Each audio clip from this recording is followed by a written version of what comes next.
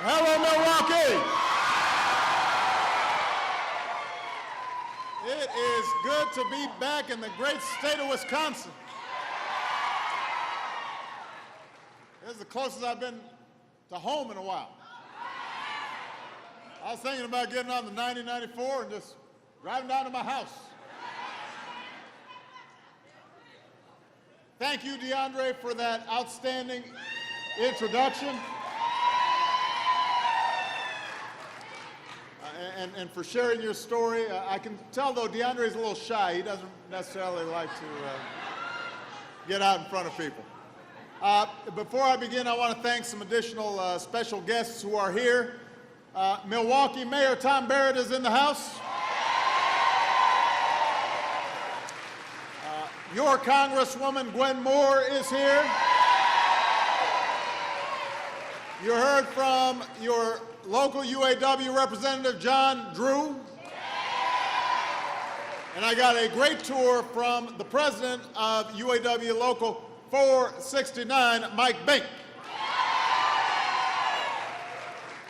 And finally, I want to thank Masterlock CEO John Hemner for inviting us here today.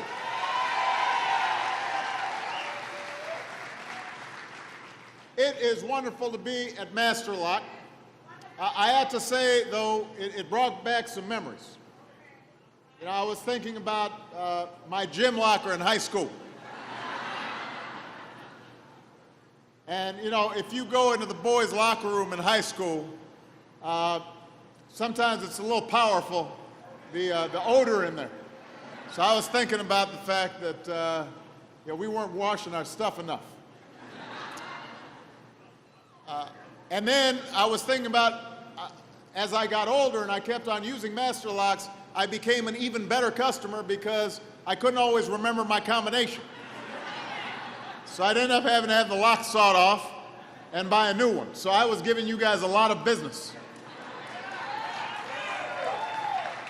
And now, as I was looking at some of the really industrial size locks, I was thinking about the fact that I am a father of two girls who are soon going to be in high school. And then it might come in handy to have these super locks.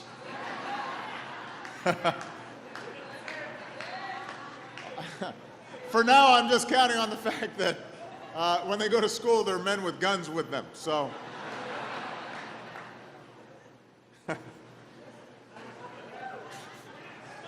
But I'm actually here today because this company has been making the most of a huge opportunity that exists right now to bring jobs and manufacturing back to the United States of America.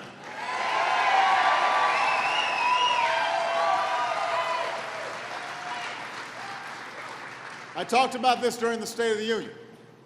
Over the last few decades, revolutions in technology have made a lot of businesses more efficient and more productive, and that's a great thing.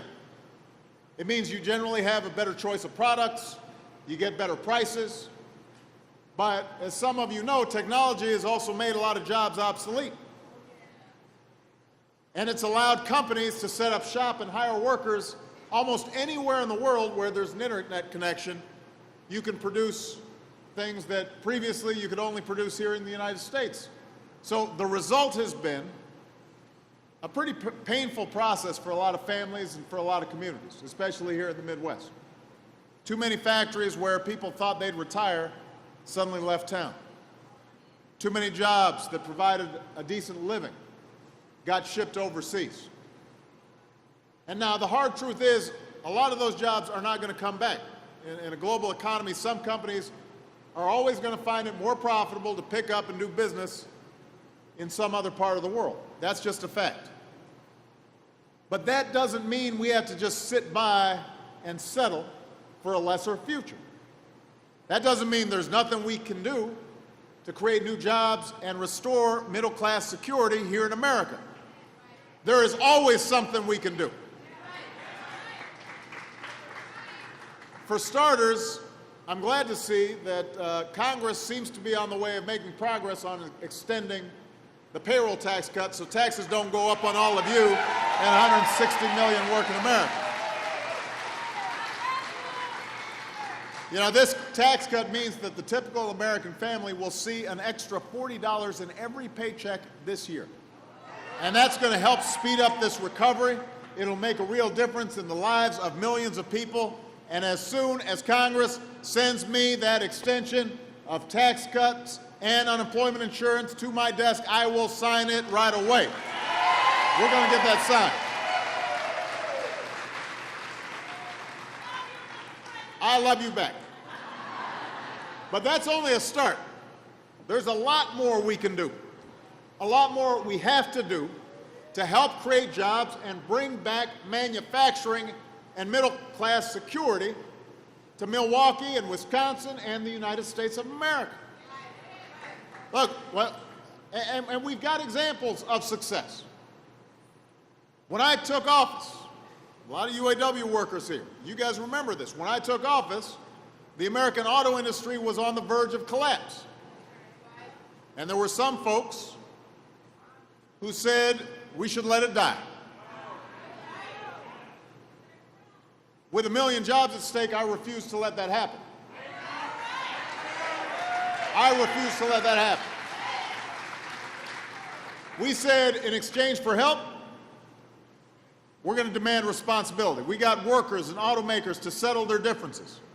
We got the industry to restructure and retool, come up with better designs. Today, the American auto industry is back, and General Motors is once again the #1 automaker in the world.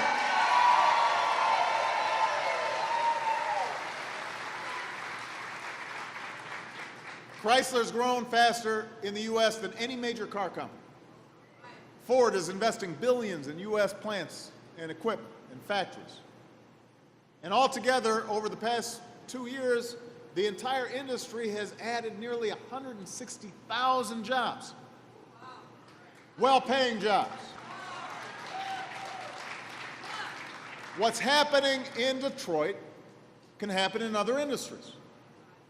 What happens in Cleveland and Pittsburgh and Raleigh and Milwaukee, that's what we've got to be shooting for, is to create opportunities for hard-working Americans to get in there and start making stuff again and sending it all over the world. Products stamped with 3 proud words, made in America. That's our goal.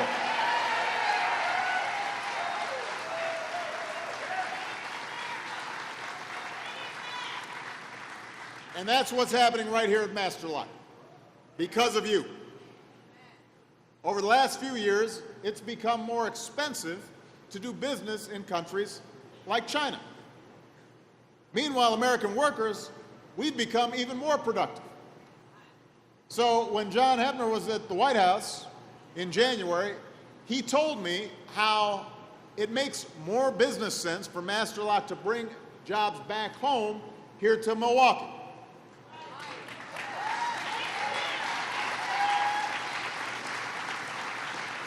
And today, for the first time in 15 years, this plant is running at full capacity. And that's an example of what happens when unions and employers work together to create good jobs.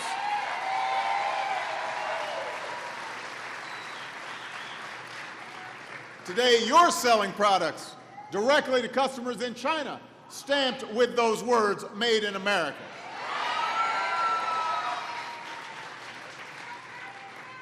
And the good news is this is starting to happen around the country. For the first time since 1990, American manufacturers are creating new jobs. That's good for the companies, but it's also good up and down the supply chain. Because if you're making this stuff here, that means that there are producers and suppliers in and around the area who have a better chance of selling stuff here. Means the restaurant close by suddenly has more customers. Everybody benefits when manufacturing is going strong. So y'all have heard enough about outsourcing. More and more companies like Master Lock are now insourcing, deciding that if the cost of doing business here isn't too much different than the cost of doing business in places like China, then why wouldn't you rather do it right here in the United States of America. Why not? Why not put some Americans to work? Companies would rather bet on the country with the best colleges and universities to train workers with new skills and produce cutting-edge research. They'd rather place their bet on the nation with the greatest array of talent and ingenuity, the country with the greatest capacity for innovation that the world has ever known. You know, during the State of the Union, I issued a challenge to America's business leaders, folks like John. I said, ask yourself what you can do to bring jobs back to your country, and your country will do everything we can to help you succeed.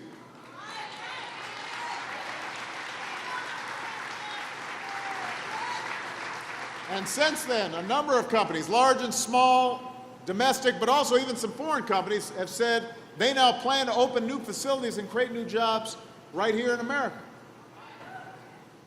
which is still the largest market on earth.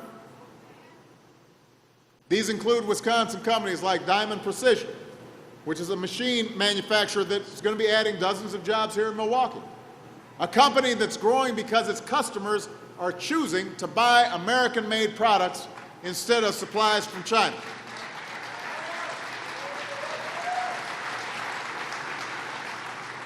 There's a company called Collaborative Consulting, an information technology company that wants to open a new call center here in Wausau. And across the nation, there are well-known companies like Caterpillar that are planning to bring jobs back home. Yeah, so last month we decided to hold a summit. That's where John was at. A summit at the White House so we could hear from companies like these who've decided to insource jobs. We wanted to learn how can we accelerate this trend. And this last fall, for the first time, we'll be bringing companies from around the world together with governors and mayors and other leaders to discuss the benefits of investing and creating more jobs here in the United States. So our job as a nation is to do everything we can to make the decision to insource more attractive for more companies. That's our top priority. That's our top priority.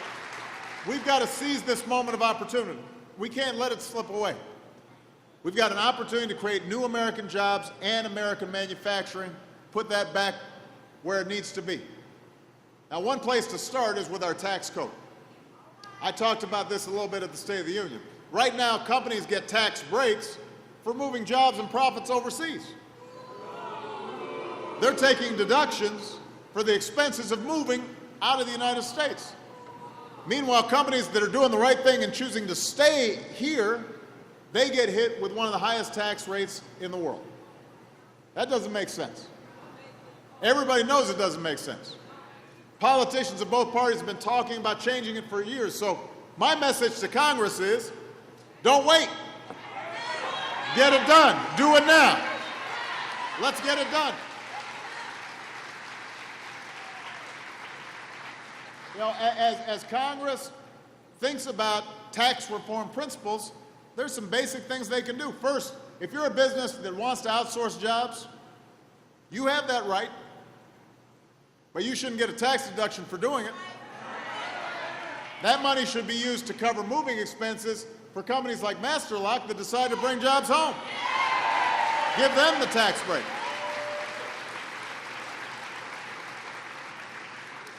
Second of all, no American company should be able to avoid paying its fair share of taxes by moving jobs and profits overseas. So we've said from now on, every multinational company should have to pay a basic minimum tax.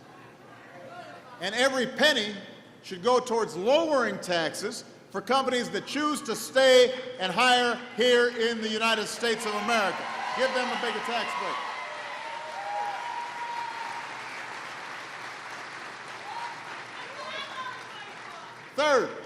Third, if you're an American manufacturer, you should get a bigger tax cut. If you're a high-tech manufacturer, creating new products, new services, we should double the tax deduction you get for making products here in America. If you want to relocate in a community like this one, that's been hard hit when factories left town, You should get help financing a new plant, financing new equipment, training new workers. It is time to stop rewarding companies that ship jobs overseas and start rewarding companies that are creating jobs right here in the United States of America.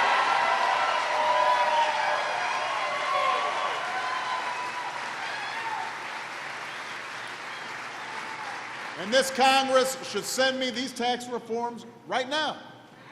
I will sign them right away. Right now.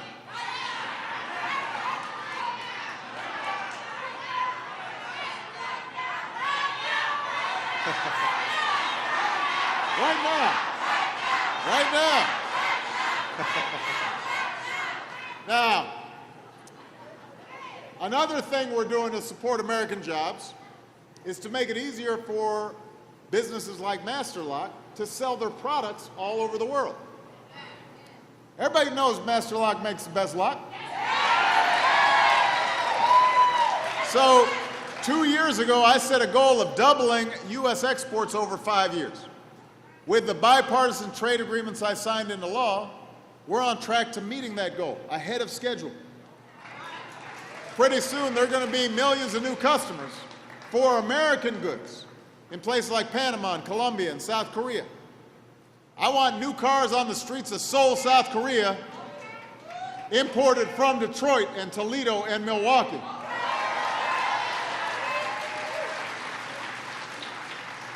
There's nothing wrong with them being able to sell cars here. I just want to be able to sell cars there.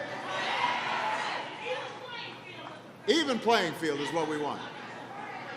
I'm going anywhere in the world to open up new markets for American products. And I'm not going to stand by when our competitors don't play by the same rules. It's not fair when foreign manufacturers have a leg up on ours just because they're getting heavy subsidies from their government. So I directed my administration to create a trade enforcement unit. And it's only got one job: investigating unfair trade practices in countries like China, making sure we've got an even playing field, because when we've got an even playing field, I promise you, nobody is going to outcompete America. We've got the most productive workers on earth. We've got the most creative entrepreneurs on earth. Give us a level playing field. We will not lose.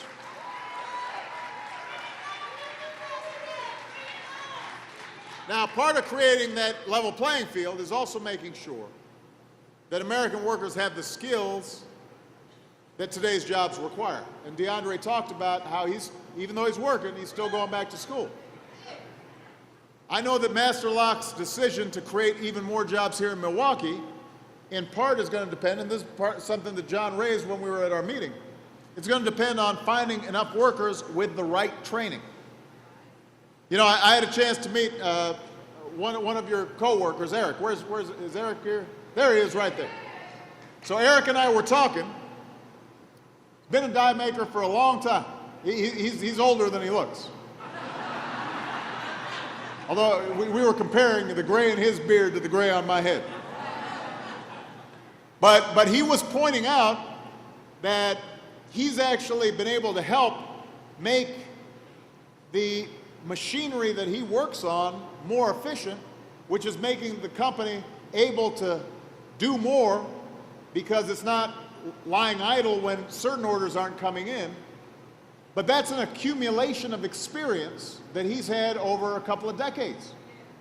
Now, not everybody is going to have all that experience, but the question is, can we make sure if they haven't already been working in this job, can they get that kind of training even before they're hired here at Masterlock so that they can provide that same value added across the board?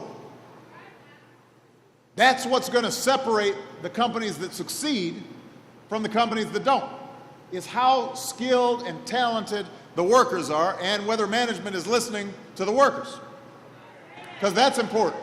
Part of what allowed Eric to be successful was somebody, his supervisor, said, hey, this guy's got pretty good ideas. So that's why it's so important for the companies investing in training programs and partnering with nearby community colleges to help design courses and curriculum so that when workers show up, they're already ready to hit the ground running. That's why I've asked Congress to join me in a national commitment to train 2 million American workers with skills that will lead directly to a job. We need to give more community colleges the resources they need to become community career centers, places that teach people the skills that businesses like Master Lock are looking for right now. Right now. There are jobs from data management to high-tech manufacturing that right now are open. And we've got a lot of folks out of work, but we've got to match up the folks who are out of work with the jobs. And sometimes the businesses may not be able to afford to train that person on the job. So let's have the community college help get the training. At a time when so many Americans are out of work, there should not be any job openings, because every single job opening that comes up, somebody should be able to say, I want that job, and I'm prepared and skilled to get it. We're still recovering from one of the worst economic crises in 3 generations. And I'm not going to lie to you guys, you know it, we've still got a long way to go before everyone who wants a job can find it. I'm sure that if we traveled all around here, there are a lot of folks who want work and can't find it. And you know, when you're out of work, that wears on you. It's not just the income. It has to do with your sense of place and your sense of dignity and your ability to support your family and the pride that you take in making a good product. That's part of what America's always been about. It's like what our work means to us, the values we put behind our work. We don't just do it for a paycheck. And so this has been hard on folks. It's been hard on our country. And it's going to take some time before middle-class Americans regain the sense of security that's been slipping away way before this recession hit. A lot of these factories were moving out before this recession hit. There's a lot of outsourcing going on over the last 20 years. So we've got a long way to go. But here's what I want everybody to remember. Over the last 23 months, businesses have added nearly 3.7 million new jobs. Manufacturing is coming back. Companies are starting to bring jobs back. The economy is getting stronger. The recovery is speeding up. We're moving in the right direction. And now we have to do everything in our power to keep our foot on the gas. And the last thing we can afford to do is go back to the same policies that got us into this mess. Milwaukee, we are not going back to an economy that's weakened by outsourcing and bad debt and phony financial profits. We need an economy that is built to last, that is built on American manufacturing and American know-how and American-made energy and skills for American workers, and the renewal of American values of hard work and fair play and shared responsibility. That's what we're about. That's what we're about. And let me say this. These are not Democratic values or Republican values. These are American values. They have seen us through the most difficult challenges, through war and depressions and civil strife. But we've always come out on the other side stronger than we were before. We don't give up. This country does not give up. And we make sure that everybody is brought along. We don't leave people behind. We look out for one another. We reach out to one another. We are going for new opportunities, but we pull each other up. That's who we are. If we work together with common purpose, if we pull together with common effort, I've got no doubt we will rebuild this economy so it lasts. We're going to create more success stories like Master Lock, and we will remind the world just why it is the United States is the greatest nation on earth. Thank you, everybody. God bless you. God bless America.